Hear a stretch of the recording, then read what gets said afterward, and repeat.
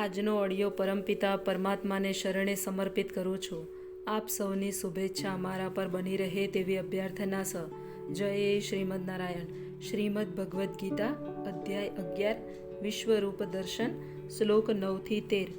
સંજય બોલ્યો, હે રાજા, આ પ્રમાણે કહીને સર્વ યોગ શક્તિના પરમેશ્વર એવા પરમ યોગી ભગવાનને અર્જુનને પોતાના વિશ્વરૂપનું દર્શન કરાવ્યું. અર્જુને તે વિશ્વરૂપમાં અસંખ્ય મુખ, અસંખ્ય નેત્ર તથા અસંખ્ય આશ્ચર્યમય દ્રશ્યો જોયા. આ રૂપ અનેક દિવ્ય આભૂષણોથી અલંકૃત હતા તથા અનેક દિવ્ય શસ્ત્રોથી સજ્જ હતું. તે દેવી માળાઓ તથા વસ્ત્રથી શોભતું હતું અને અનેક સુગંધી દ્રવ્યોના વિલેપનવાળું હતું. બધું જ આશ્ચર્યમય, તેજમય, અસીમ તથા સર્વવ્યાપક હતું.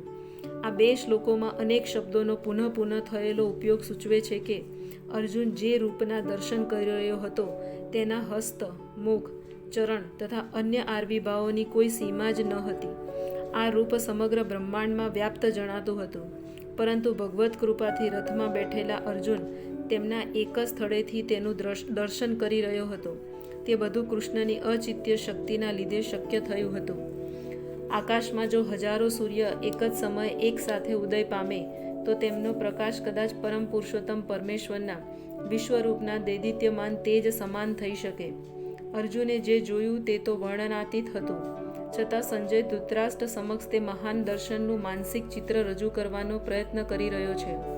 સંજય કે ધૃતરાષ્ટ્ર કુરુક્ષેત્રમાં ઉપસ્થિત નહોતા, પરંતુ વ્યાસદેવની કૃપાથી સંજય બધા બનાવોને જોઈ શકતો હતો. તેથી આ સ્થિતિની તુલના તે એક કાલ્પનિક ઘટના સાથે કરે છે કે જેથી તેને સમજી શકાય. તે વખતે અર્જુને ભગવાનના વિશ્વરૂપમાં એક જ સ્થાનમાં રહેલા હજારો ભાગોમાં વિભક્ત બ્રહ્માંડના અનંત આવિર્ભાવનું દર્શન થયું.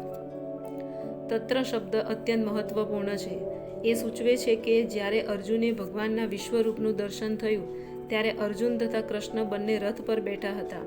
યુદ્ધ ક્ષેત્રમાંના અન્ય લોકો આ રૂપનું દર્શન કરી શકતા નહોતા, કારણ કે કૃષ્ણએ કેવળ અર્જુનને જ દિવ્ય દ્રષ્ટિ આપી હતી.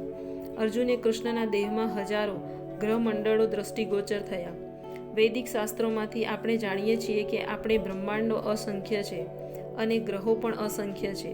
આમાંના કેટલાક માટીના બનેલા છે, કેટલાક સોનાના, કેટલાક રત્નોના, કેટલાક અત્યંત મોટા તો કેટલાક બહુ મોટા નથી. પોતાના રથમાં બેઠા બેઠા અર્જુન આ સર્વને જોઈ શકતો હતો, પરંતુ અન્ય કોઈ જાણી શકેલ નહીં કે કૃષ્ણ તથા અર્જુન વચ્ચે શો પરામર્શ થઈ રહ્યો હતો. જય શ્રીમદ નારાયણ.